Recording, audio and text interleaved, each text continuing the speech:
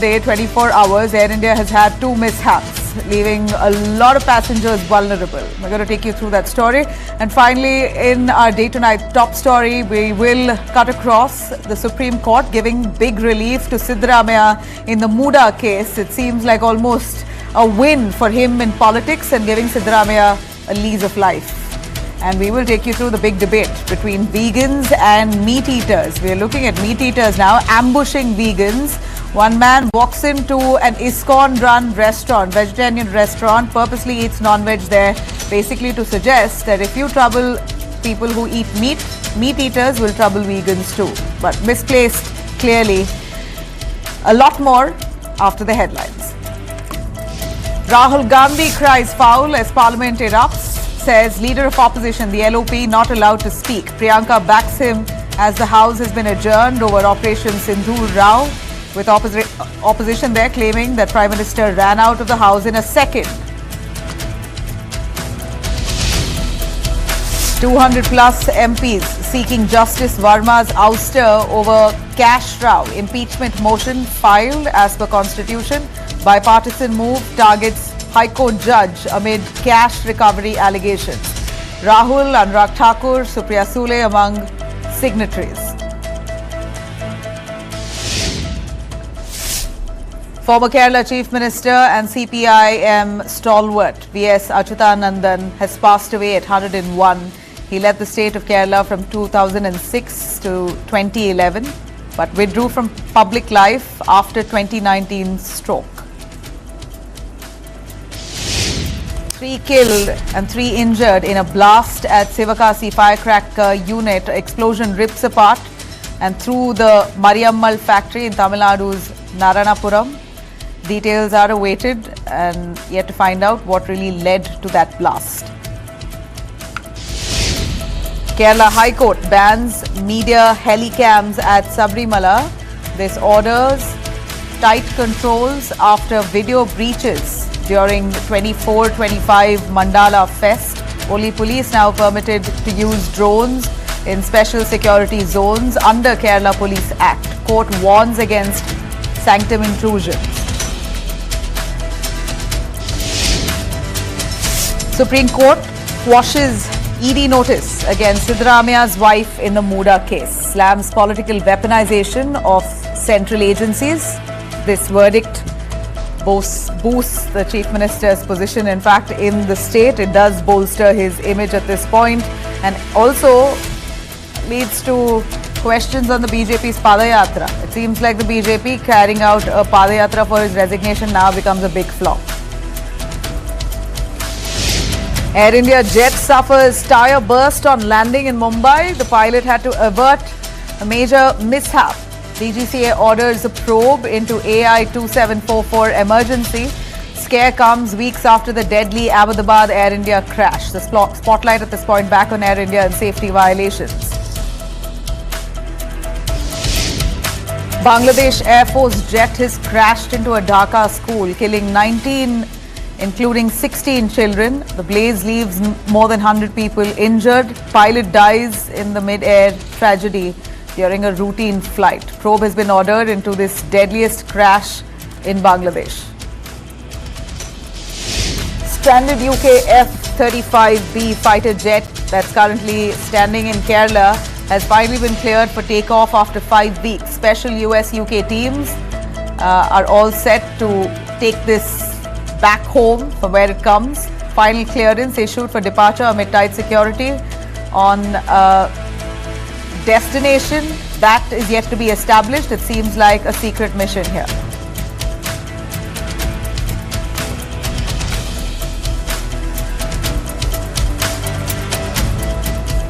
All right, let me start off with the big Air India mishap. Today itself, in 24 hours, there were 2 instances that really brought Air India to its knees yet again. After the Ahmedabad air crash, it seems like the 2 scares today has embarrassed Air India yet again. One scare after the other for Air India. This morning, an Air India flight from Kochi veered off the runway while landing in heavy rains at the Mumbai airport. And that's what happened. You see on our screens, the Airbus A320 landed around 9:27 a.m. 3 tires burst on the impact. The aircraft swerved photographs that's been accessed by News9 here show grass and mud smeared across the wing and the nose wheel area. Now, there's also visible damage to the engine cowling and the wing flaps. The plane, in fact, with those passengers, somehow managed to taxi to the gate. Everyone on board is safe. They got off safe. But the main runway had to be shut after this incident. The aircraft is now grounded. And this is not the only one. Just hours later, another Air India scare happened. Then this time it was Delhi. A little while ago, flight AI 2403 bound for Kolkata was already racing down the Delhi runway at almost 155 kilometers per hour when the pilot suddenly slammed the brakes, or rather aborted takeoff altogether. Emergency brakes were hit. The takeoff was aborted mid-roll just seconds before liftoff. The probe's now underway as to why the plane was stopped when it was almost at 155 kilometers per hour speed. Now, these are serious events. The airline can't really ignore it and are pressed for answers. What we saw this morning in Mumbai, if we could see those images there, the Mumbai images are also scary. We're looking at tires burst. Anything could have happened if the pilot did not manage to control the flight right in time. We wonder what would have happened to those passengers on board there. All this began, of course, with the horrific Air India crash that happened on June 12th. The AI 171 Boeing Dreamliner that crashed in Ahmedabad that killed 260 people on board and on ground collectively has now led to huge fingers and eyeballs rolling on Air India. Preliminary report on this very crash in Ahmedabad cites mid-air engine failure, cockpit confusion and failed recovery attempts within seconds of takeoff. Pilot errors also now being widely discussed, though the aviation minister has now requested people not to cast aspersions on the pilots until a final report is out. But here we are. Weeks later, we're looking at two more close calls. It's reported Air India was served 9 safety violation notices before the June 12th crash. And what changed after those notices? Is Air India really having a safety crisis now? Is this just bad luck or the fallout of a deeper systematic issue? Well, joining me for a little more in depth on what's happening here with Air India is Captain Amit Singh, founder Safety Matters Foundation. We also have Dr. Wanda Singh, chairperson Aviation Cargo, Federation of Aviation Industry in India, and also Captain Akshay Chopra, aviation expert and a former IAF pilot. My question, of course, to our former IAF pilot, Akshay Chopra, Captain Akshay Chopra, what's your analysis on this Air India flight in Mumbai, landing, tires bursting, the flight actually swerving to uncharted territory? And we hear the passengers are safe, but I can only imagine if this went even a tad wrong, it could have put to risk the number of people on board. Thank you, Nabila, for having me, first of all. It's been a shocking day since morning, 2 major incidents here, and we are all recalling the Air India 171, but I think we are forgetting the Air India 134 for 737 flight, which was in 2020, which skidded off the runway in Kozhikode when it was landing in the same conditions. The runway was wet and the aircraft went down because it's a tabletop runway. 21 passengers, including the crew, were killed, 110 passengers injured. The Mangaluru instance, let's not forget the Mangaluru incident where you had more than 100 who died. Exactly. So it's the similar thing which happened in the morning, and we should thank God that everybody is safe here. Just to connect the dots, let me explain to the viewers also here. When you're landing in such a condition, there is something called the decision height or the minimum descent altitude, and there is a visibility minima for all the pilots for the aircraft, for the runway or the airport you're landing in. In case the pilot finds that the visibility is below his minima, even getting down to that height, then he generally goes, takes off again, or what we call as go around, and he may divert, he may plan again to land, but in most cases he may divert, and all the aircrafts are carrying ample fuel to divert to a nearby airfield or even at a distance. Now, in such a case here, what we are suspecting is that the pilot, the visibility was within the minima, so the visibility wasn't an issue. But what was an issue was supposedly waterlogging on the runway. Now, when an aircraft lands at such a, aircraft, the biggest problem with the aircraft is the momentum, the mass into velocity. A big aircraft, lot of mass and huge velocity. When it lands at that speed on a wet runway, then there's a phenomena called aquaplaning or hydroplaning which happens. In simple terms, there's a very thin layer of water which forms between the wheels and the runway, and the aircraft can skid, and it can be so dangerous that even at a the thickness of 0.1 inch of a layer of water, such hydroplaning can happen. There are ample systems in the aircraft. You have anti-braking systems, you have other systems in the aircraft and even on the runway with grooves and all today to take care of such a phenomena. But in case the speed is very high and in a lot of other situations which can happen, that the aircraft goes off the runway, he must have pressed the brake too hard, the aircraft went off the runway into the grounds next to you can see that grass on the engines. There the engine must have got damaged, the tire burst, and then to the taxiway. Now, as people are asking, what could have happened, I'm telling you, it got very dangerous. The aircraft is loaded with fuel. It could have toppled at such a speed and anything could have happened. So it's something which, it's an emergency we have averted today. Wow. So you call this an emergency or a tragedy that's averted. Dr. Wanda Singh, would you agree? This seems quite scary. We're looking at 3 tires that burst and the damage that's happened to the aircraft and that grass all over that plane. So it clearly shows it moved into areas it shouldn't have. Is Air India facing a safety crisis? Should we safely say that Air India has got to do something about its aircrafts or its pilots? I'm not too sure which one. Nabila, first of all, thank you for having me on your show. And adding to what just the captain mentioned, yes, a major tragedy has been averted. This is for sure. Because I'm sure after checking with the ATC, seeing the visual range, the RVR, all of it, weather conditions, crosswinds, all of that, the pilot still decided to land. And of course, what about the aqua planning, as the captain just mentioned? Now, definitely that 3 tires burst. There was so much of damage. The aircraft veered in one direction. We are first of all thankful that these 141 passengers and crew have been saved. They have survived it. But if you see, there's a series of episodes, series of incidents happening, and daily there's something or the other. There is an aviation news which is not really positive or nothing to be happy about. So definitely the question goes towards Air India. We've been talking about this for a very long while now. Many months now, this has been the writing on the wall.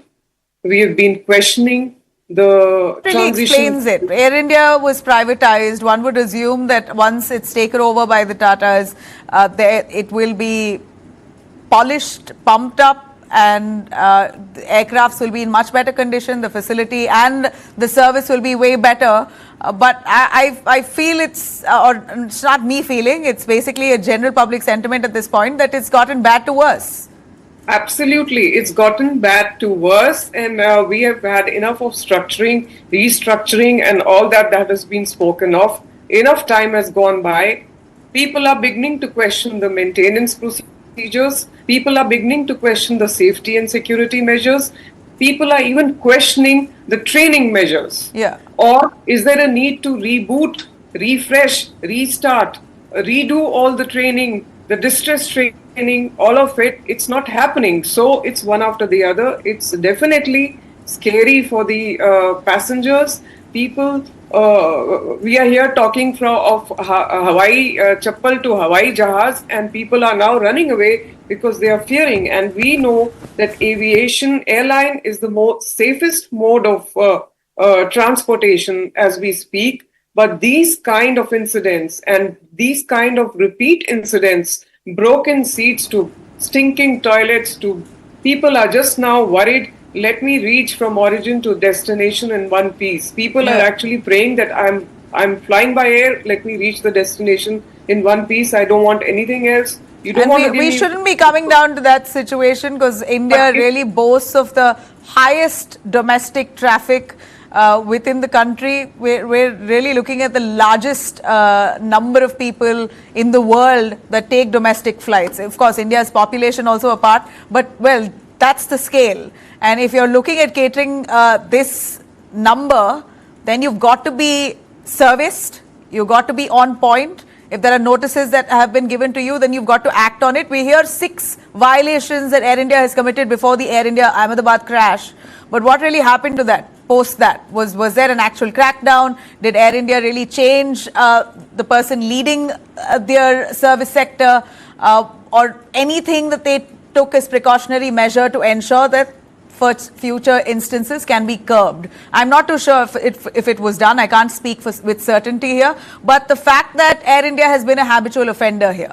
Let me bring in Captain Amit. If you could give us your analysis, sir. We're looking at a plane today, Air India aircraft that landed almost, I wouldn't say crash landed, but landed on the runway in such a way where the 3 of its tires burst. And those are the image there. The wing flap sustaining damages, the engine damaged, the outer part of the engine there looking clearly damaged. So I'm not too sure what really explains this. Was the pilot not prepared? Did he not assess the wet runway? Did he jump the gun too soon? Here we are all, after Air India Ahmedabad crash, we've been talking extensively about pilot error.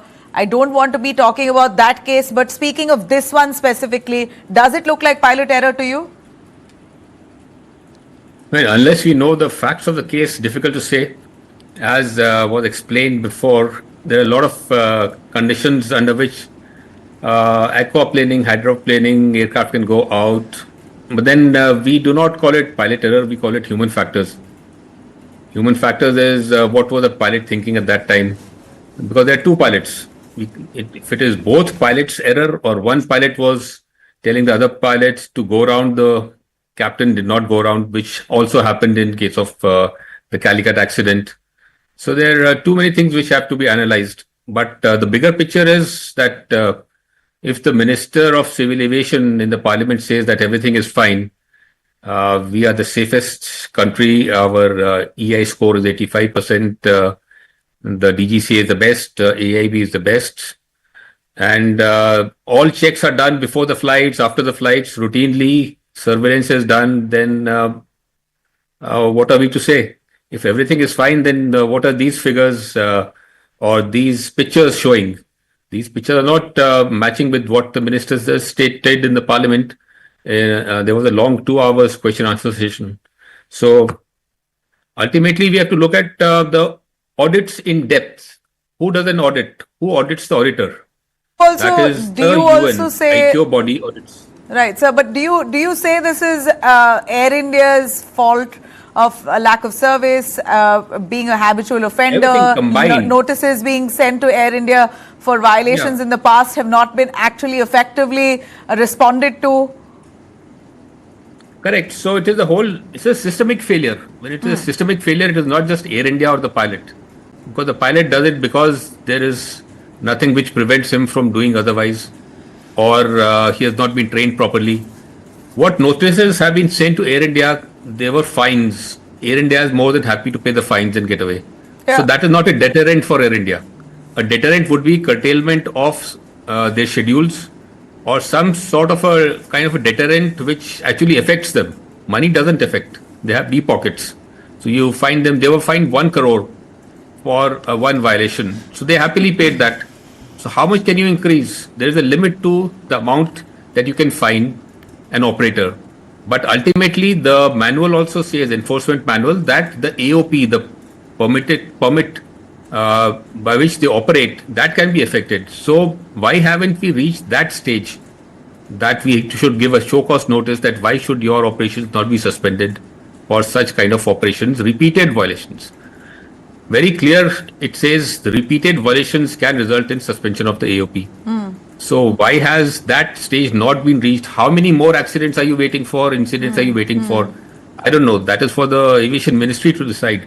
But then nobody is responsible for the What in your view should Air India be doing? I mean, if according to you, you're saying this is systematic neglect. That was precisely my question. Is this a fleet fatigue, crew fatigue, or a systematic failure? It's all that you're saying. As per what you said, it seems like, Captain Chopra, Air India has faltered in every direction there. I think we have been speaking on this part since the day Air India 171 crash happened, that Air India was always at fault at a lot of places, and this particular incident highlighted. And what's surprising is that virtually most of the incidents coming into limelight are from Air India. And it's high time, as Captain Amit said, that we need to take a strict action against the Air India Airlines.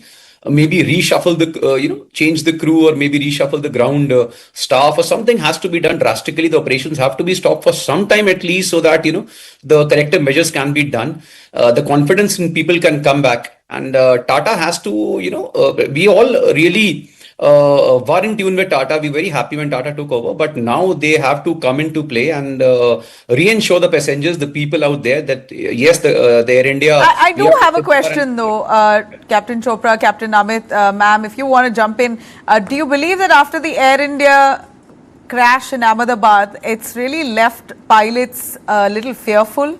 It seems like way too many cases of such nature coming to light now. Pilot fearing a takeoff aborted while the aircraft was at a speed of 155 kilometers per hour. This happened now a few hours ago in Delhi, which was a flight that was on its just to take off to Kolkata. Slammed the brakes. The pilot has slammed the brakes while the aircraft was at 155 kilometers per hour speed.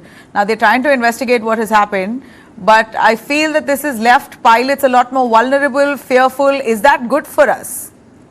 No, I think this is a very good measure, which the other incident which has happened, and it was as I was also covering in the Air India incidents before that.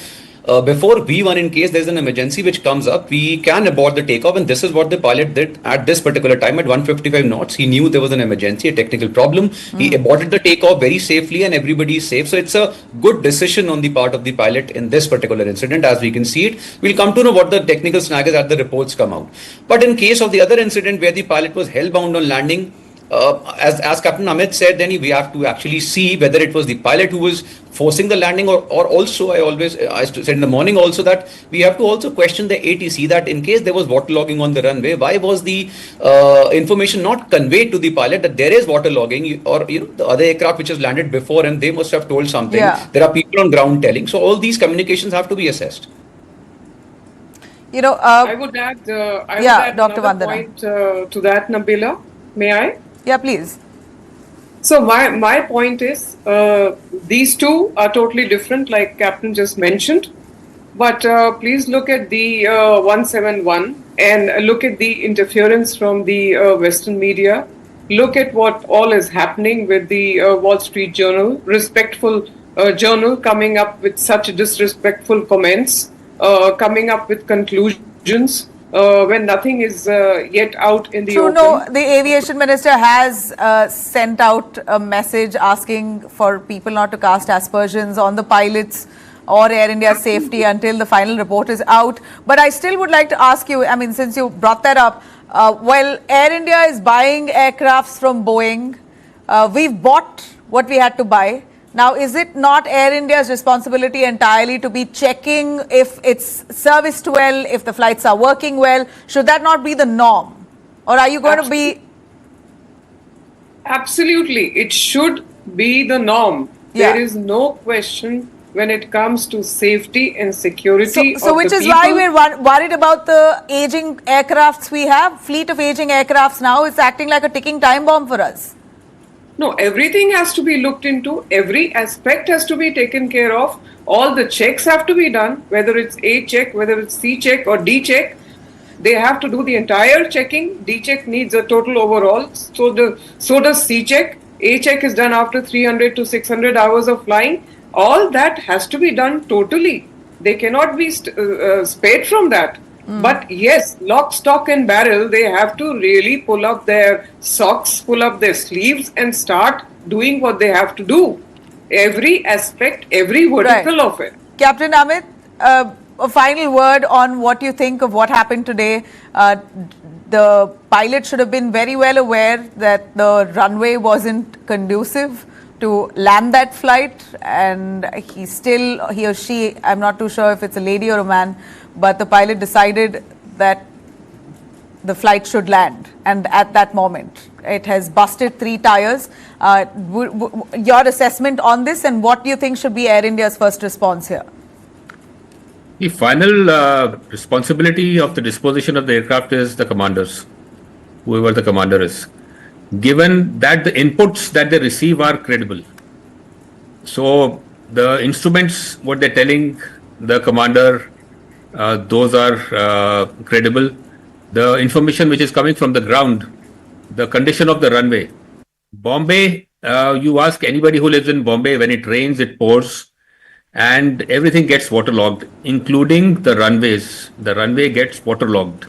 They don't get wet because there is poor drainage and it is acknowledged, but they do not report it. And previously, there have been cases of aquaplaning aircraft going off the runway, and it was reported before those incidents to the air traffic controller that there is aquaplaning, braking is poor, and there is waterlogging. But when you don't report because of commercial pressures, so there are so many flights which will be diverted because of this, and you'll have to again divert, you see the financial impact. So then our culture has become that we will see when something happens. So long things are going fine, let it be. So that is the prevailing culture in the country. So we have to change the culture. We cannot get after every person, be it pilot, engineer or ATC officer. The whole system has to be looked at. Yeah. The safety culture is of mistrust. Nobody trusts anybody right now. Yeah, you're right. Like, it's not just about the airlines or the pilots. We're talking about the air traffic control room, the entire safety machinery, the full apparatus that needs to be aligned and on board and fully trained. It can't be one functioning, the other off. And I think that's what's amiss here. The entire aviation industry in India needs a recheck. And let's hope this incident here today could really be a wake-up call. It should ideally act like a wake-up call for situations like this to be avoided. It is monsoon season. Situations like this will arise, and let's hope this is the last of it. I really appreciate all three of you for joining us on that. Thank you. Thank you. On that note, I'm slipping into a short commercial break. We'll be right back with our top stories. Stay with us.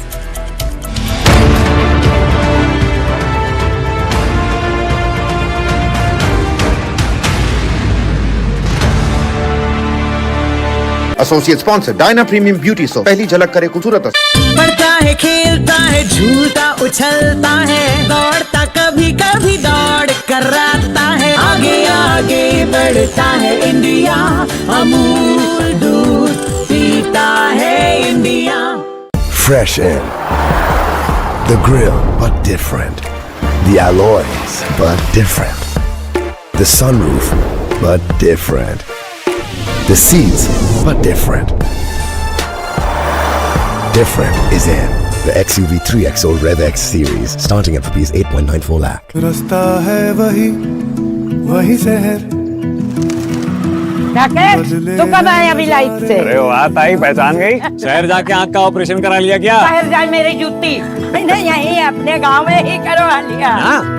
वो जो सूरज है ना अपना, वो सब कर रहा है। अरे राकेश, अरे वाह छोटी, ये स्कूल में सीखा? इंटरनेट पे। इंटरनेट? हाँ, सूरज भैया है ना? कौन है ये सूरज भैया? आपको उनसे मिलना है क्या? हाँ, चलो, वो रहे सूरज भैया।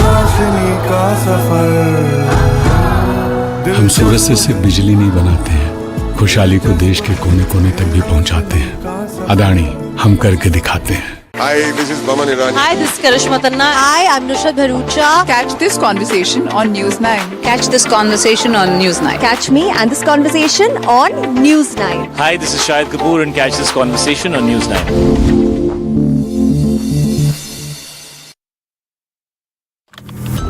A deep dive into what matters to you the most.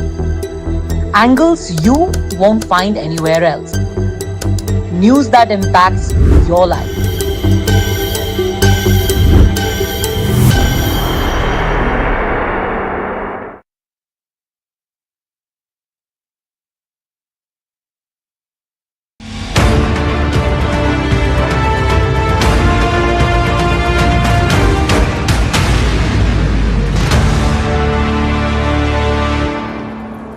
Welcome back. Now we start with Karnataka. Chief Minister Siddaramaiah seems to have got some relief and from the apex court. Relief for Siddaramaiah, the Karnataka Chief Minister. Supreme Court has now thrown out the ED's notice against his wife in the Muda land allotment case. And not just that, the court has come down hard on the Enforcement Directorate. The message was quite sharp from the Supreme Court, saying do not misuse central agencies for political fights. A direct aim at the ED. Chief Justice Gawai, leading the bench, didn't mince words. He asked, and I quote, "Why are you being used? Let political battles be fought before the electorate. Why are you being used?" The court even warned ED's lawyer, "Don't make us open our mouths or we'll have to say things you don't like." That's as strong as the message it gets. It's also a sign of rising discomfort in the judiciary about how investigative agencies are being dragged into political battles, and the Supreme Court there cracking a whip. Quick rewind, the case on Muda here about Chief Minister Siddaramaiah's wife, BM Parvati. She was given land in the upscale Mysuru region in Karnataka by the Muda, Mysuru Urban Development Authority, in return for a land that she gave up to the authority for expansion. So allegations are that the land that she gave up and the land that she got in compensation, the price difference is massive. That Muda was coaxed into giving her a much more expensive piece of land. Now, these were the allegations. ED sent her a notice, but now both the High Court and the Supreme Court have junked this case. Siddaramaiah has called it a victory for justice and accused the BJP of using the ED to settle scores. Congress leaders like Ponnanna have pointed out the land allotment happened when the BJP was in power, so why blame the Congress for it? Surjewala of the Congress went a step further, saying that all this was a fake case cooked up by what he calls the ED and the BJP as partners. But here's why this matter is a relief for Siddaramaiah in a way politically. First of all, the case is now dead, so Chief Minister Siddaramaiah in a way getting a clean sheet from both the Lokayukta and the Supreme Court. That gives him major breathing space. Second, BJP's campaign against him has now lost its sting. Remember, Vijayendra, BJP chief in Karnataka, led a huge padayatra demanding Siddaramaiah's resignation related to the Muda case. Now, that looks like a flop.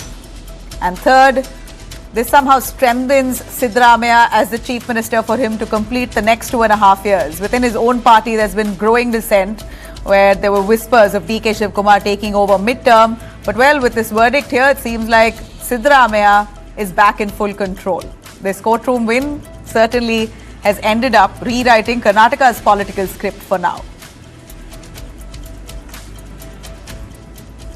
Shifting our focus to Odisha, a very tragic case coming to light of another student who was raped, and this time a Congress man behind it. Disturbing case of student rape from Odisha. The man accused here is an NSUI chief. It's the Youth Congress chief himself. Udit Pradhan, the Odisha state president of NSUI, Congress's student wing, has been arrested for allegedly raping a 19-year-old engineering student in Bhubaneswar.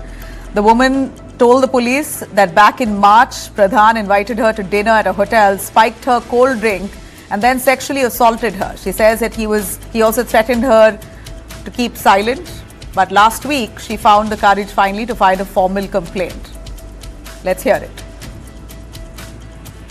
कि पास में उदित था और उसका साथ में स्वाह हुआ था, तो जब वो पूछा उदित को, फिर वो उसको धमकाया और इसलिए उसी समय वो बोला कि मुझे घर में छोड़ दीजिए, तो वो डरा हुआ था, तो उसी समय वो कुछ रिपोर्ट नहीं दे पाया। उसने बोला कि जब अभी ये मतलब जब हालात को देखकर वो अभी आके रिपोर्ट दिया है। Bhubaneswar ACP Biswaranjan Senapati has confirmed the arrest and said that Pradhan will be produced in court in a few days. The political fallout was swift. NSUI has now suspended Pradhan with immediate effect. Its national president Varun Chaudhary issued a statement reaffirming this organization's zero tolerance policy on sexual violence. The Odisha Congress has also stepped in. State President Bhakta Charan Das has formed a 6-member committee to meet the survivor and submit a report. The panel is headed by OPCC Vice President Shashmita Behera, who says the party stands with the survivor and is committed to justice. NSUI national president उनको suspend कर चुके हैं और PCC एक team गठन किया है, fact finding team. मैं उस टीम को लीड करती हूँ, मेरे साथ बाकी मेरे जो साथी लोग हैं। हम अभी जा रहे हैं वो लड़की जो कंप्लेंट दी है जो विक्टिम है उनको मिलने के लिए हम जा रहे हैं। All right, shifting our focus to sorry story coming in from Odisha yet again. Another horror that's emerged from Odisha. A 15-year-old girl doused in fuel set on fire by 3 unidentified men, brutally attacked just 1.5 kilometers from her home in Puri district. The teenager, a +2 student, had stepped out to visit her friend, but what followed was allegedly her abduction. She was dragged to a scheduled riverbank near Balanga and burnt alive. She suffered 75% burns. First was rushed to AIIMS Bhubaneswar, then airlifted to AIIMS Delhi. A green corridor was then created for emergency transfer. Doctors say that she's quite stable now, but yet 75% burns. She is critical indeed. The next few days are very crucial. A high-level BJD, the opposition delegation from Odisha, met the girl and her family in Delhi. Rajya Sabha MPs, including Dr. Sasmit Patra, Manas Mangaraj, Sulata Deo and Niranjan Bishi, have assured full support to the girl's family and the girl, demanding swift action. Delhi जा रहे हैं, बेटी के साथ cycle पर ठीक ठाक होकर आ जाएगी, चलते हम जा रहे हैं। डॉक्टर ने क्या बोला? डॉक्टर का जो इस ट्रीटमेंट किया होगी, ठीक हुआ है।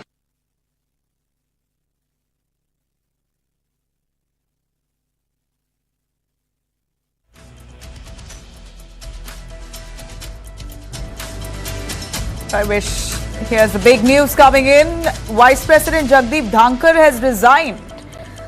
Big news. Jagdeep Dhanker has sent his official resignation citing health reasons. In fact, I'm going to read out his resignation for you. Vice President Jagdeep Dhanker, as he resigns, he says, to prioritize healthcare and abide by medical advice, I hereby resign as the Vice President of India, effective immediately in accordance with Article 67A of the Constitution. I extend my deepest gratitude to Your Excellency, the Honorable President of India, for unwavering support and soothing, wonderful working relationship that we maintained during my tenure. I express my deep gratitude to the Honorable Prime Minister and the esteemed Council of Ministers. Prime Minister's cooperation and support have been invaluable, and I have learnt much during my time in office.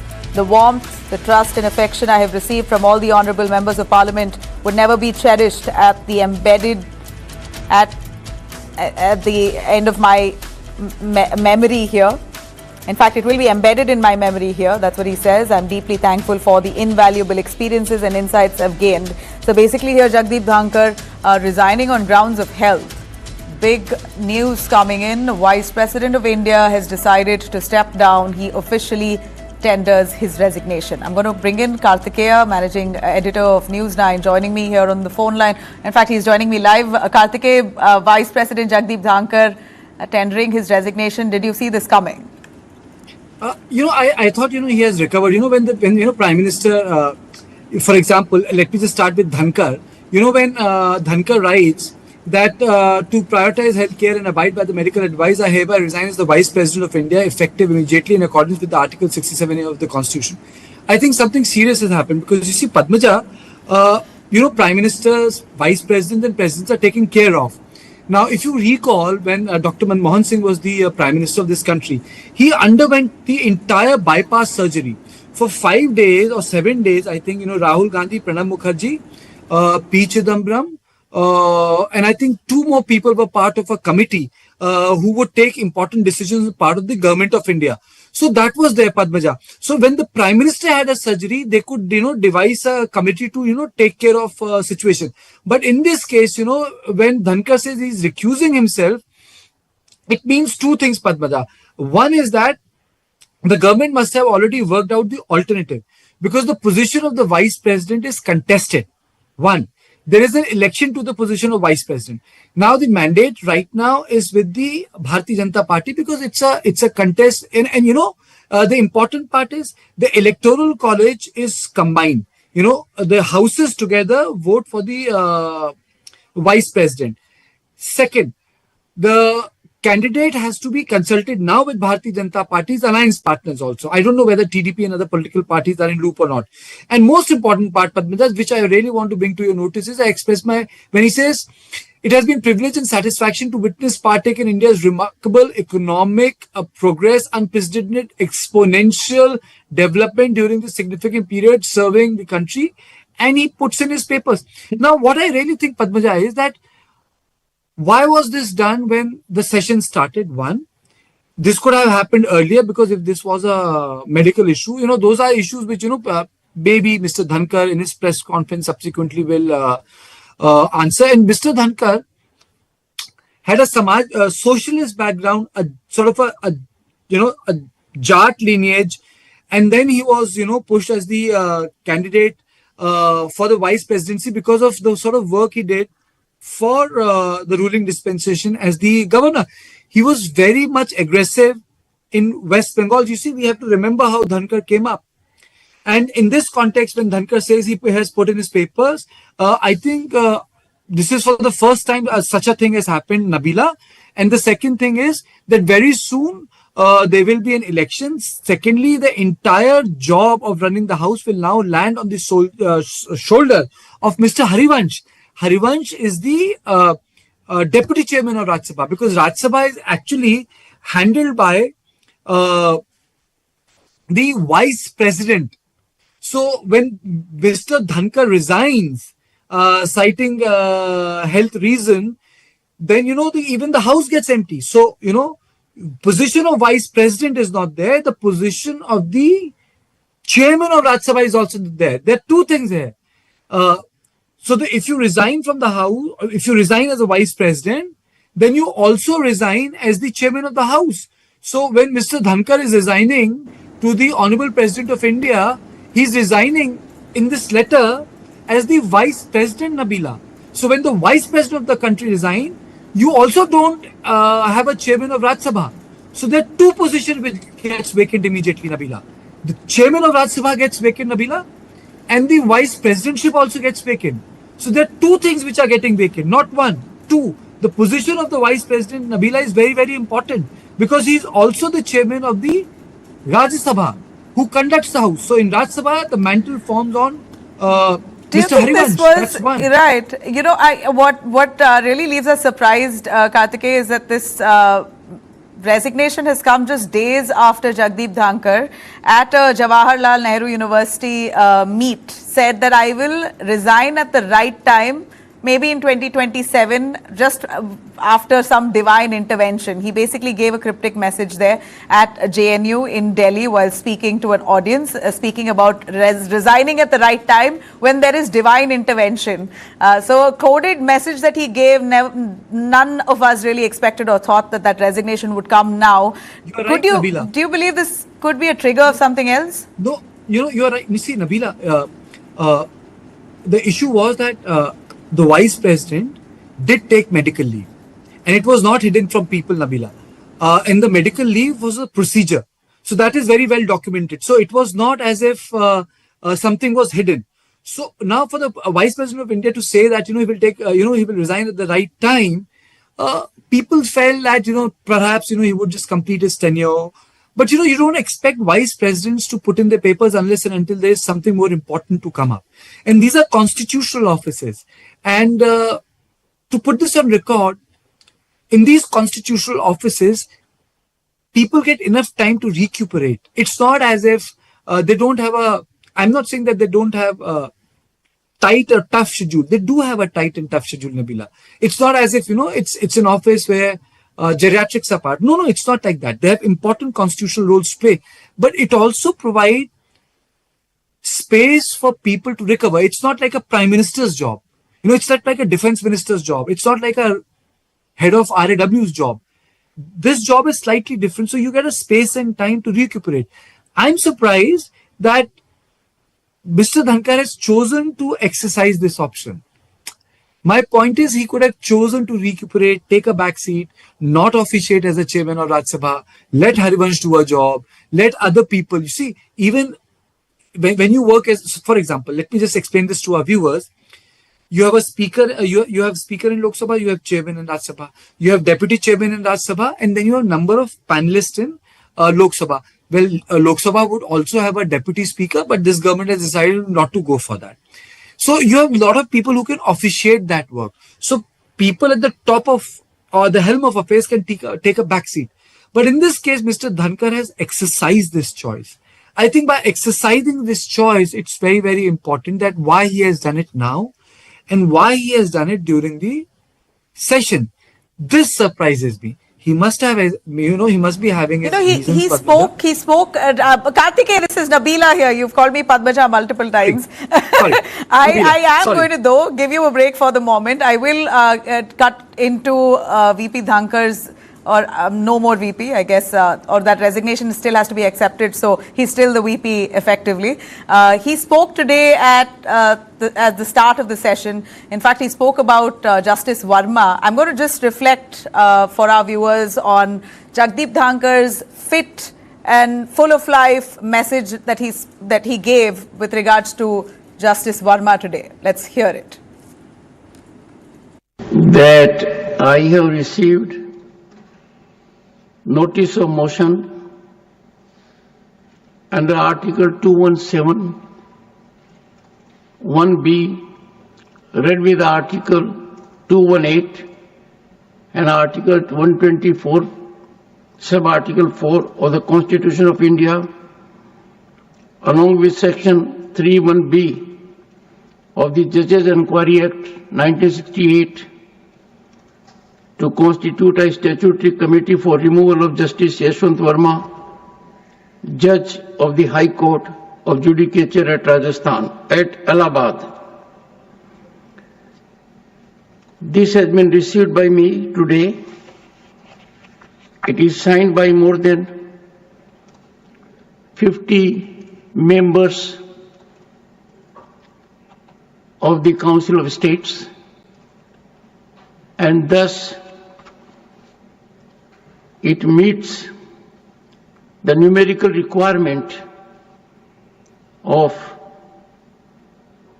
signing by members of Parliament for setting in motion a process for removal of a High Court judge.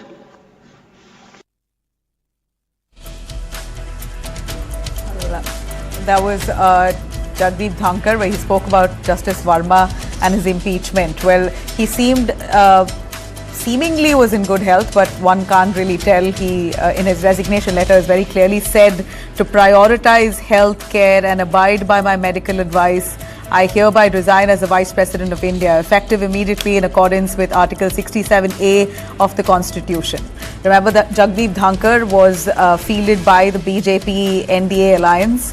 He was, in fact, the governor of West Bengal. He's a senior lawyer himself. He served as a West Bengal governor and then was elected as the Vice President of India.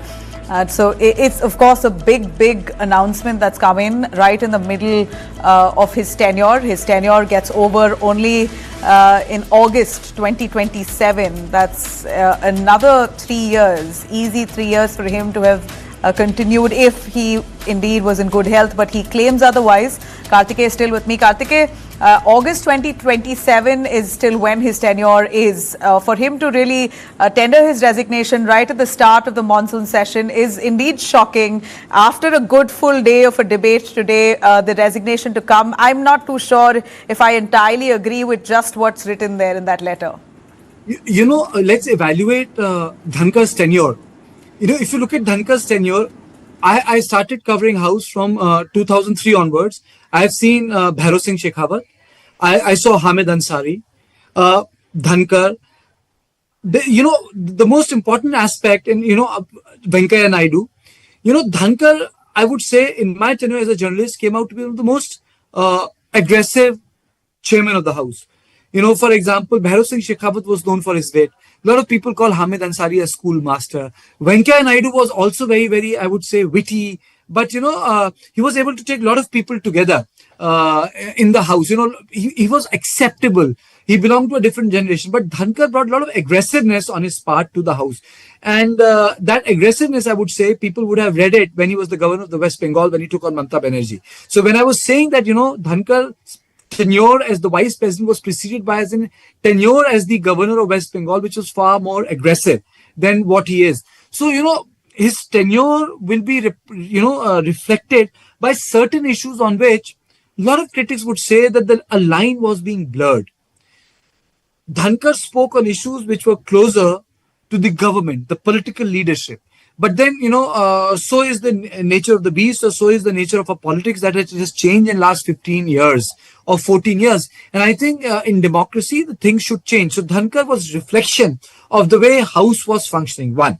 Secondly, Dhankar also spoke about his own opinions very, very publicly in terms of judiciary. If you recall, he spoke on judiciary and he spoke on the division of power. When opposition was saying that the judiciary was doing the right thing, Dhankar had taken a contrarian line in saying that, the job of the executive and legislature should not be overtaken by the judiciary. He could say that because, there's a parliamentary immunity, and he could say that fully.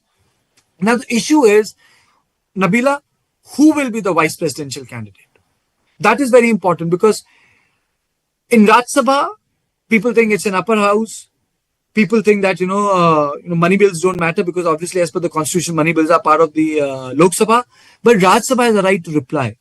And in Rajya Sabha, you still have opposition in a strong number, though they are not in majority, but they are in strong number. So how would how would government tackle that? Will they get a person more aggressive than Dhankar? Will they get a person less aggressive than Dhankar? Because Mr. Dhankar was an aggressive chairman.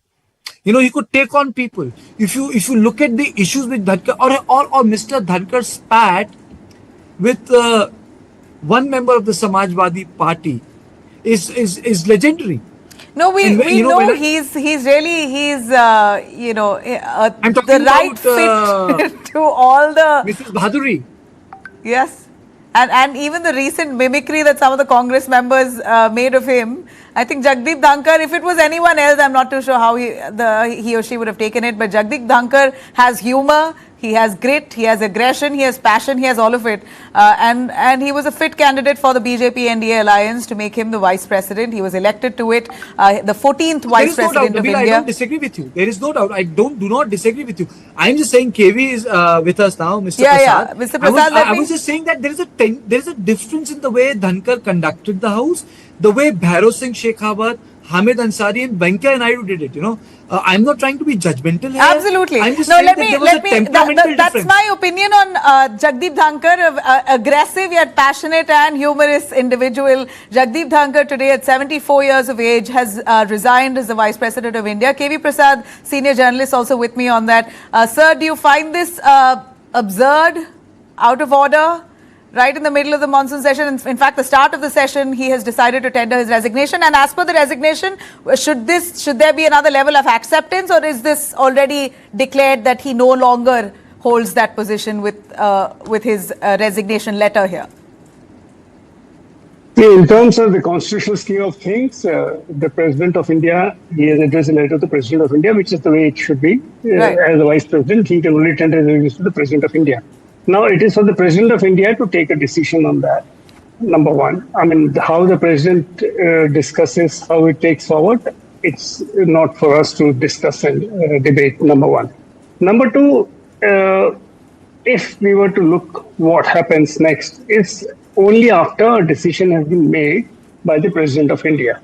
Because he has addressed the letter to the President of India, which I said is a constitutional way of well, I can go back to, I was hearing Kartika say about his experiences in the House. I'm a bit more dated, so I guess I have seen a couple of more vice chairmen in the House. So that being the case, I still think we'll have to wait and see till the Rashtrapati Bhavan comes up with any formal communique on this issue, please. So what's expected now, KV Prasad? Now that the resignation is gone, he's addressed it to the President of India, President Draupadi Murmu. He also, of course, appreciating, showing gratitude, etc., on how much he's learned, the kind of support he's got, the working relationship that he had with the President, etc. So that letter has now been shot off. It's precisely the time, 9:30 p.m., where Jagdeep Dhankar himself has also put it out on his social platforms. So he means he's serious. He's serious when he... Nabila, yeah. I know you're running short of time. Only thing I would like to say is that in this political dispensation, when Prime Minister Modi is heading the government, I don't think anyone would be doing something like this impromptu. it has to be done after some sort of discussion, because that's my sense of understanding, that this is not like a Gathbandhan ki sarkar.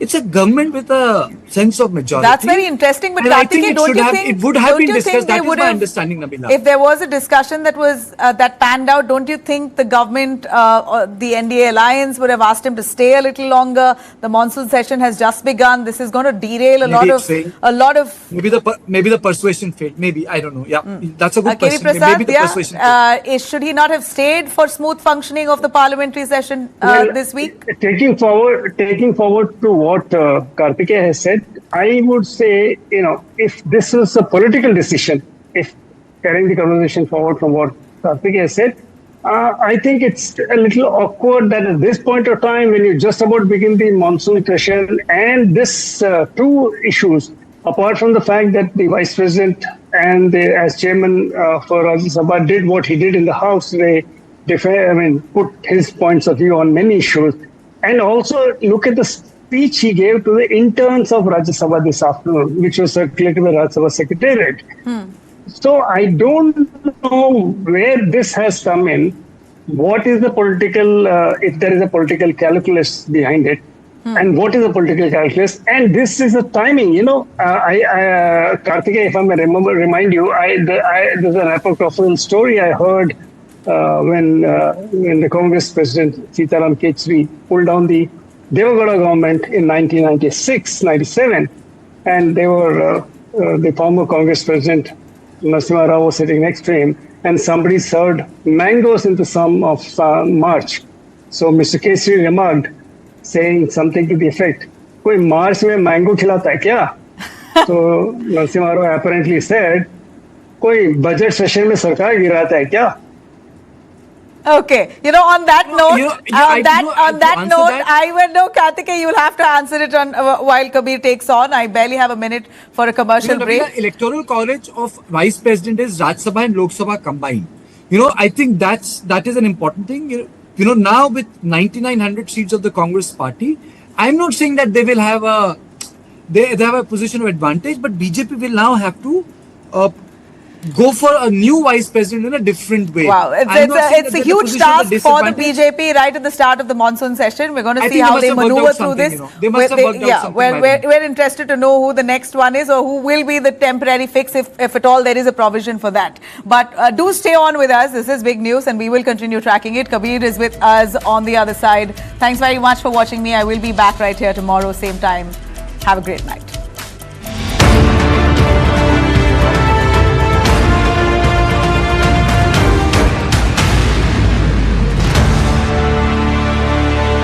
Associate sponsor anchor toothpaste, नए जमाने की नई सुरक्षा। पढ़ता है, खेलता है, झूलता उछलता है, दौड़ता कभी कभी दौड़ कराता है, आगे आगे बढ़ता है इंडिया, अमूल दूध पीता है इंडिया। ये शहर भी तो अंगना तेरा मेरा, इसको भी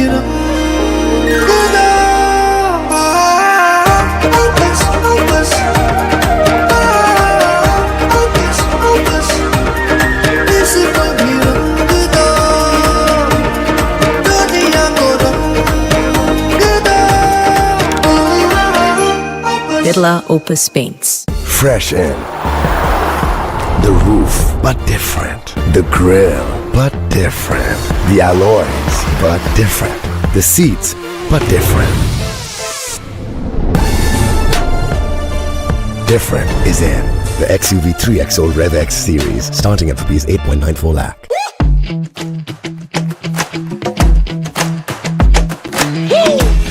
Every brand tells a story. And they are the storytellers. The Sutradhars. They present a brand with band, baja and barat to you. They are the Brandwalas. Women in West Bengal should be assured that it is a safe place for them, because justice should be done, served cold, quickly, and it should be done in a way that it is transparent. Please peace and prosperity cannot coexist with terrorism and proliferation of weapons of mass destruction in the hands of terror groups. These visuals are the most defining moment when India's defense minister called out China's bluff. The memories of emergency have again become very, very relevant. There is no excuse. It subverted our constitution.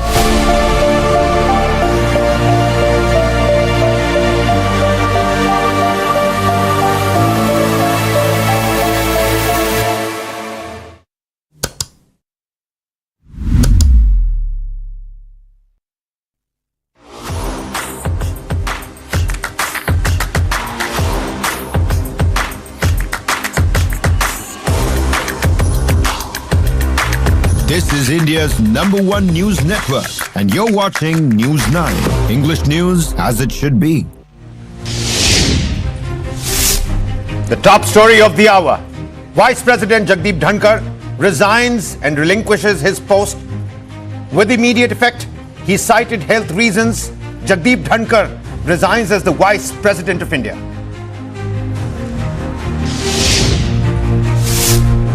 The centre issued 9 show-cause notices to Air India in the last 6 months, all in connection with 5 safety violations.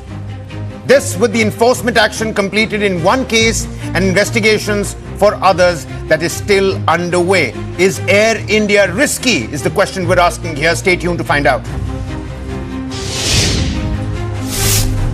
Air India faces another runway scare as a flight from Kochi skids off the Mumbai runway amidst heavy rain. All passengers are safe.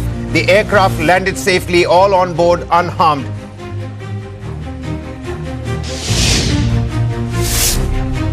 At least 20 killed and over 164 injured as a Bangladesh Air Force F-7 jet crashed into Dhaka's Milestones School and College campus.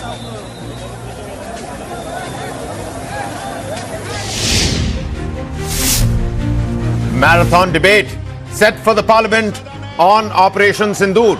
16 hours allocated for discussions in Lok Sabha, 9 hours allocated and set aside for the upper house of the Parliament, that's the Rajya Sabha.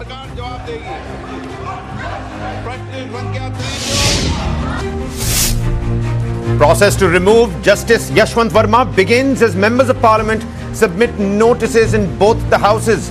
Inquiry committee likely to be formed tomorrow on the 22nd of July to beginning of the probe.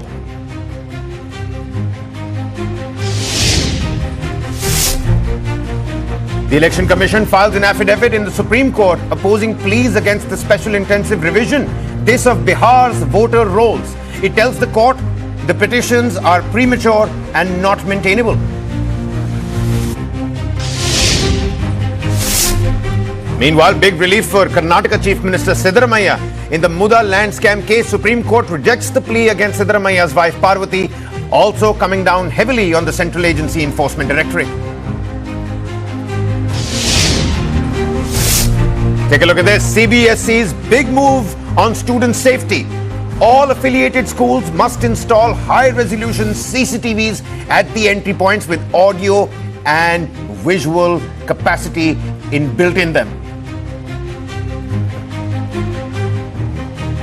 And well, our top focus this news wheel. The Vice President of India, Jagdeep Dhankers, has resigned from office. He cited health concerns and the need to prioritize medical advice that has been given to him. In his resignation letter that News 9 has accessed, in his resignation letter addressed to the President of India, the Vice President invokes Article 67, subclause A of the Constitution, making the resignation effective immediately. He expresses deep gratitude to President Draupadi Murmu for her unwavering support and the cordial working relationship during his tenure. The Vice President also thanked Prime Minister Modi and the Council of Ministers, calling their cooperation quote-unquote invaluable and saying that he had learned a lot from the experience. Now, he acknowledged the warmth and affection shown by the members of Parliament and said that the memories of his time in office will always be cherished, calling it an honor to serve during a transformative period and era of India's economic and global rise. Jagdeep Dhankers says he was leaving office with pride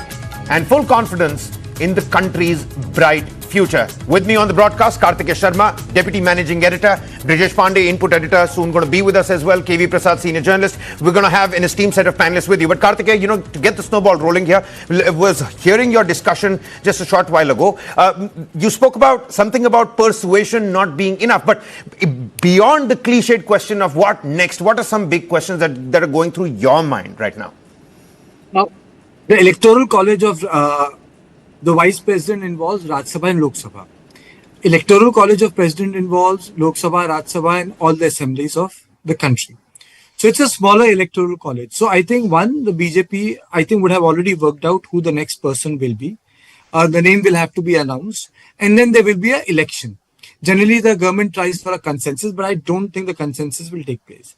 Secondly, will come the issue of how do you evaluate Mr. Dhanker's legacy as the vice president, the chairman, someone who runs the Rajya Sabha. That's the second part.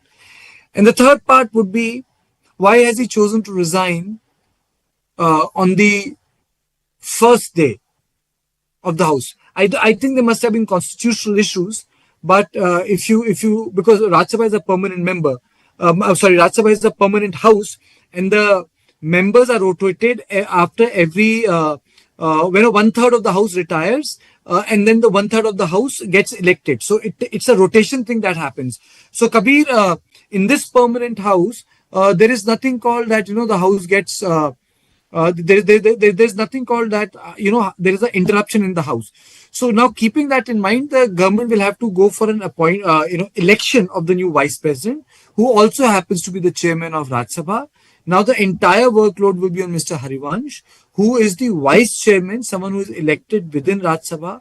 And thirdly, the government will have to calibrate who the person will be, because Mr. Dhankar also functioned as the governor of West Bengal before he was taken up for this position, and he was pretty much aggressive with Mamata Banerjee. So now one will have to see who is going to come. You see, the chairman or the vice presidents are always evaluated in context of their predecessors, like any other job.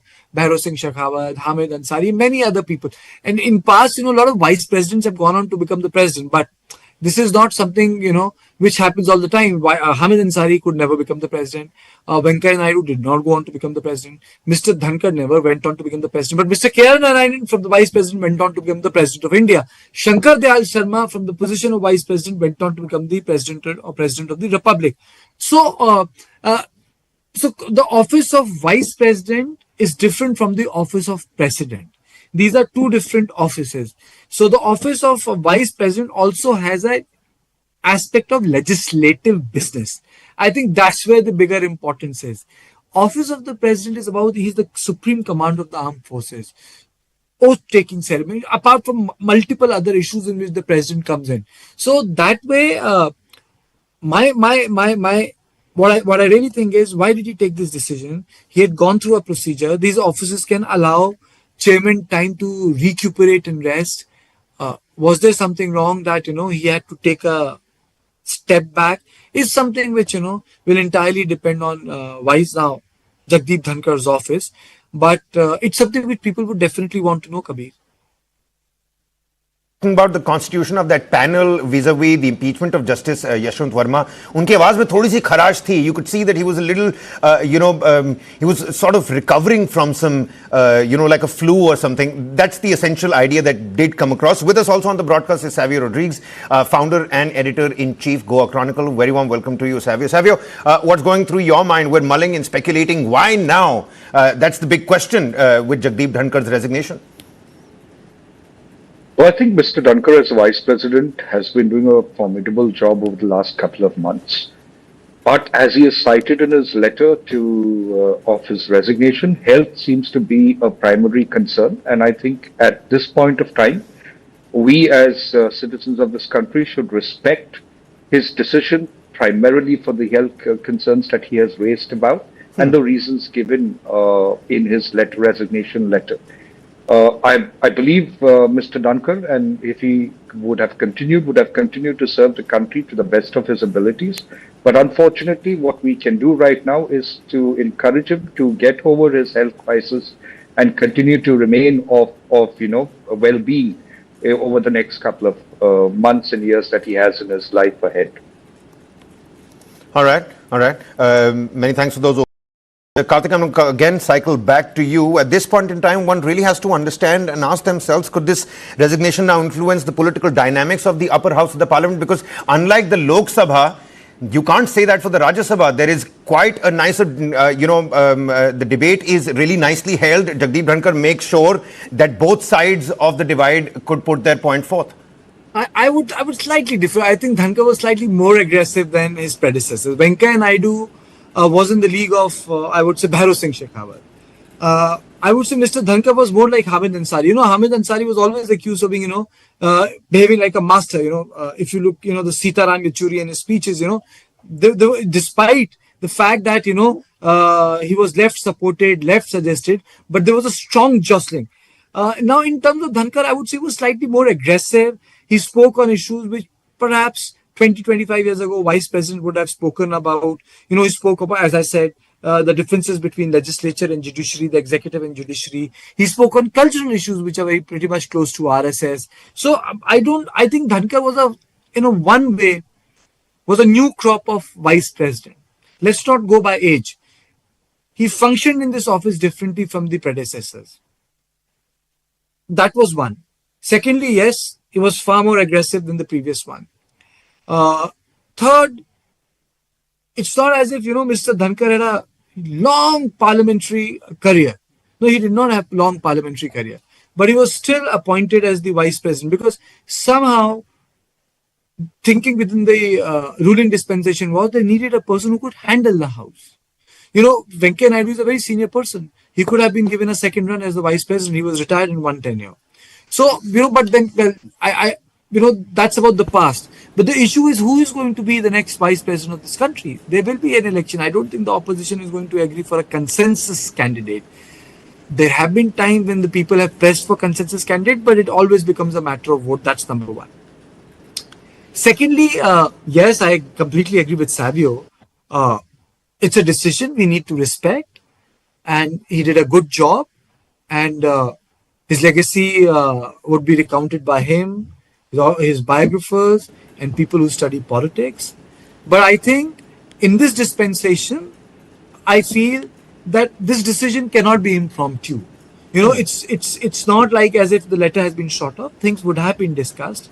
At the higher levels, we only come to know of the decisions when the final decision has been made. It's almost like the bigger decisions are not last minute.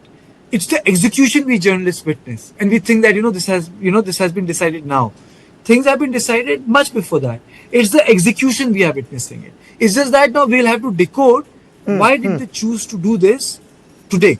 I think that's where the story is coming. Absolutely, absolutely. Advocate Nikhil Jain, political analyst, also with us on the broadcast. Let's bring him in and ask him this very question. What do you think, Nikhil? Why now? That's the big question we're all trying to decode right now. Of course, do tell us what's going on in your mind, why you think this was the time that Jagdeep Dhankar chose to go ahead with his resignation. And of course, we're also constantly trying to assess how history is going to judge Jagdeep Dhankar, his legacy as a vice president. Of course, after